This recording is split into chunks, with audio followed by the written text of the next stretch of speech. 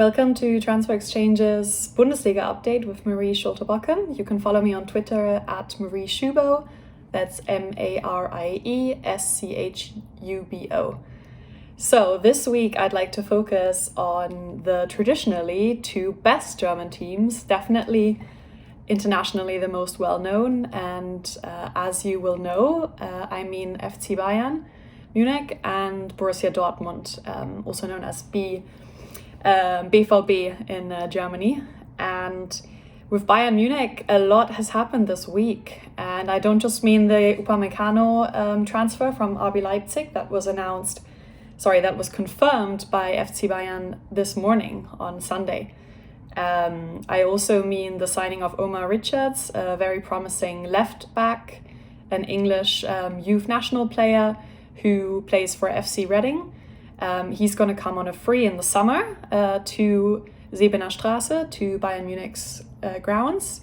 And what a reinforcement, especially with the expected departure of David Alaba, who can cover left back, centre back, and defensive midfield. They will now have Dayo Upamecano, the Frenchman, who, in my opinion, is the most promising central defender talent in the world. And they're also weakening their strongest opponent in the last few years, RB Leipzig, by signing Upamecano.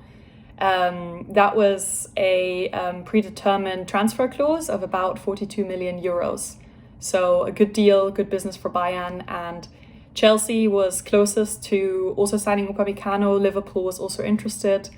Man United said that they were an admirer of Upamecano, but in the end, now they're actually intensifying their interest in a different Leipzig defender, and that's Ibrahima Konate, who can play right back and centre back, and we'll wait and see if he also makes the move away from Leipzig in the summer.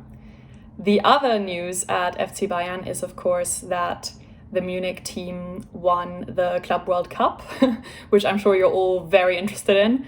They beat the Mexican side Tigres from Monterrey, Mexico 1-0 on Thursday. But that wasn't really the most interesting part of that trip to Qatar. Indeed, on Wednesday, it was announced by the club that Thomas Müller tested positive for coronavirus. And this was a shock to many because every player from both sides had been, and all the accompanying staff had been intensely tested every few days before and during this trip. The hotel where Bayern Munich stayed at, all staff members were also tested. And this really shows some of the weaknesses of international travel during this pandemic that we're all in. Thomas Müller was isolated on Wednesday straight away. He missed the match on Thursday. And when the team flew back, he was not with them. There's this spectacular footage of him arriving in kind of like a white blown up spacesuit again in Munich on Saturday morning. He flew on a private plane, so he's been isolated. And on Sunday morning, via his LinkedIn channel, he announced that he's recovering well, and he thanked everyone for their best wishes. But just something to keep an eye on, because questions will be asked about how that could happen and how international teams get all these exceptions that we, as normal citizens all over the world, do not with international travel and exposure to the virus, and of course the lack of quarantine involved in making the travel back to Europe. Finally, moving on to Borussia Dortmund, the black and yellows, the Schwarz-Gelben. Borussia Dortmund is still very much struggling this season. Of course, as you remember, they fired their coach Lucien Favre in the winter, just before the winter break, and brought in Edin Terzic, his assistant coach, who had been at Dortmund for a number of years and is considered a big coaching talent, a young guy, late 30s. And we may see a third coach this season, because we don't know if Terzic, who was just promoted to be interim coach until the end of the season, will even make the end of the season. Dortmund is currently 6th. They very luckily secured a 2-2 draw against Hoffenheim this weekend.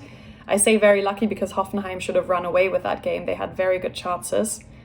And Dortmund is really not doing well right now, neither in defense nor in attack. One bright spot is, of course, Jadon Sancho, who perhaps realized that if he wants to leave Dortmund in the summer for Manchester United or elsewhere, he has to improve his form from the first half of the season. He's been doing very well in this calendar year, so since January, and he scored another beautiful goal yesterday. He's combining very well, of course, with Haaland. And it looks like for Dortmund it may not be possible to keep both their young superstars, Haaland and Sancho, this summer. And why is that? It's not only because Dortmund may miss out on a Champions League qualifying spot, but also because Dortmund is in financial trouble. In the first half of the Corona season 2020-2021, Dortmund recorded a loss of 22 million euros, and their revenues last season sank from 236 million euros in the previous year to just 177 million euros. So that's almost 50 million euros less, and that was still including the Champions League qualification. So that's just covered by lack of TV funds, given what happened with the break, and also, of course, when you don't have 80,000 fans coming to your stadium every week, either for Champions League, German Cup, or Bundesliga games, that's also income that you don't have.